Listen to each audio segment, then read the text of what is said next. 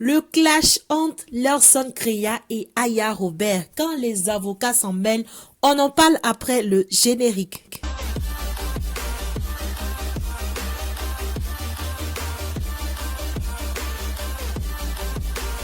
Déjà, avant de commencer, cette vidéo n'est pas faite pour attiser la haine.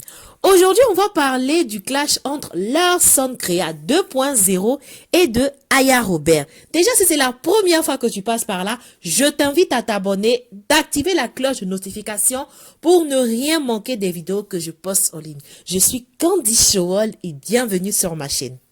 Comme je le disais dans le début de la vidéo, on va parler de Larson Kreya 2.0 et de Aya Robert qui sont actuellement en clash, si on peut les appeler ça comme ça.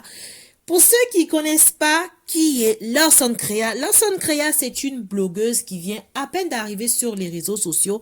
Elle a son monde à elle, c'est-à-dire elle fait tout ce qui est art et tout ça. Elle demande aux Africains de plus s'intéresser à l'art, et elle vend aussi elle fait des petits placements de produits tels que les produits pour le rajeunissement de la peau et tout. Et Aya Robert qui n'est plus à présenter, je vais pas vous faire sa biographie, on la connaît tous. Et comment est-ce qu'elle rentre en clash avec Aya Robert? Tout est parti d'une photo postée sur une page Facebook qui est Les Attaquantes de Aya.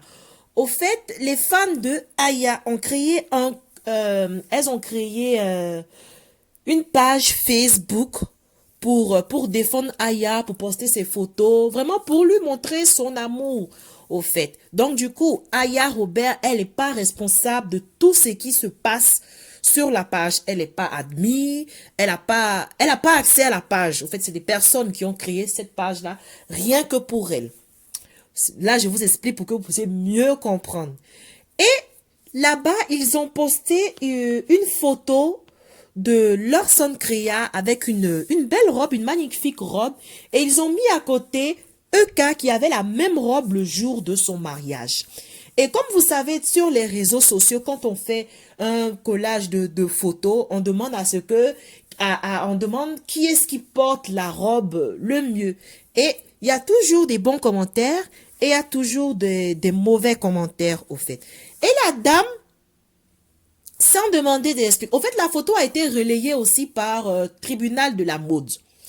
Et la dame, elle a accusé Eka d'être à l'origine de ce montage-là. Elle a accusé Eka d'être à l'origine de ce montage-là. Et elle a accusé aussi Aya d'être aussi à l'origine de ce montage-là. Au fait, sans preuve, au fait. Elle n'avait pas de preuve matérielle. Elle a juste dit que c'était Eka qui avait envoyé sa photo là-bas pour que on puisse l'insulter, au fait. Ça, c'était au moment où Eka recevait c'est-à-dire où il y avait plusieurs personnes qui lui tapaient dessus, au fait. C'était la vache à lait, il fallait pour pouvoir, chacun venait profiter du buzz de Eka. Et c'est à cette période-là que Larson Kreya est sorti pour dire ça.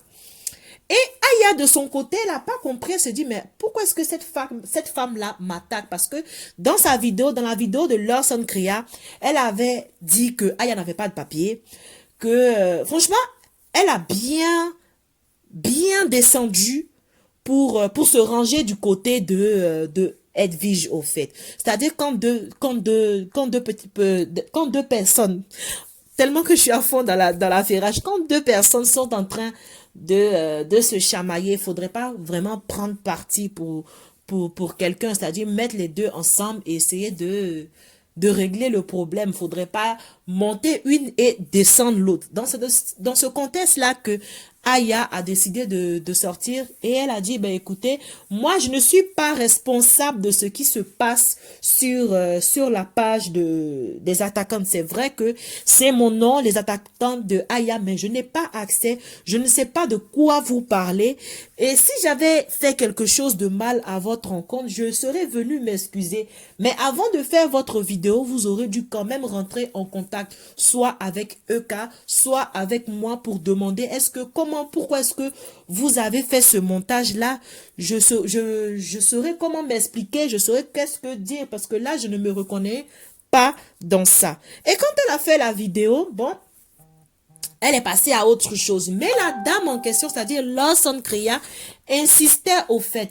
Elle multipliait vidéo sur vidéo. Et vous savez que à vouloir taper à la porte du diable, il finit toujours par te répondre. Elle a même titillé aussi Yaka. Elle a titillé aussi Lolo Beauté.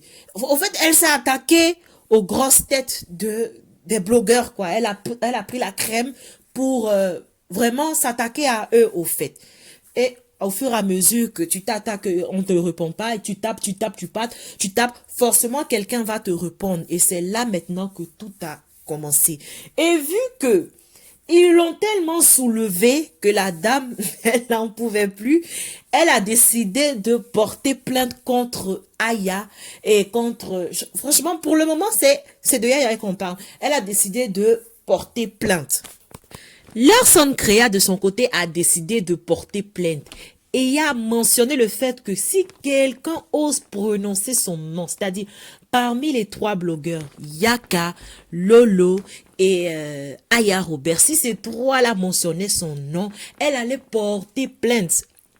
Hey, il faut pas chercher midi à 14h. Parmi ces 3, il y a quelqu'un qui a prononcé, je ne sais plus c'était qui, mais il y a quelqu'un qui a prononcé son nom. Je pense que il y a quelqu'un qui a prononcé son nom et elle a décidé de porter plainte. Selon elle, elle a porté plainte à Marseille, au tribunal de grande instance. Moi, je dis que quand on décide d'être blogueur, il faut avoir les épaules hautes pour pouvoir encaisser. Parce que quand tu commences à attaquer quelqu'un et que la personne te répond, il n'y a plus place d'aller voir le juge ou prendre l'avocat parce que les avocats, je pense que les avocats ont... La justice a vraiment des trucs plus importants à faire que à juger les histoires des blogueurs. Parce que déjà même, on va pas chercher à savoir qui a raison ou qui a tort. On va même pas vous écouter. Selon moi, hein, personnellement, parce que du moment où tu insultes quelqu'un, la personne te répond, match waouh, c'est-à-dire match est fini. Donc, si vous ne me voyez pas durant 1 ou 2 semaines, vu que j'ai prononcé le nom de Lawson Krea, peut-être qu'on va aussi m'envoyer la convocation. Donc, si vous ne me voyez pas, chers abonnés, commencez à cotiser pour pouvoir payer ma caution. Le clash, c'est la résistance, maman. Si tu n'as pas les épaules pour encaisser, ne t'aventure pas là-bas. Ne va pas chercher les problèmes. Si la vidéo t'a plu, partage, commente et like pour que notre communauté puisse mieux s'agrandir.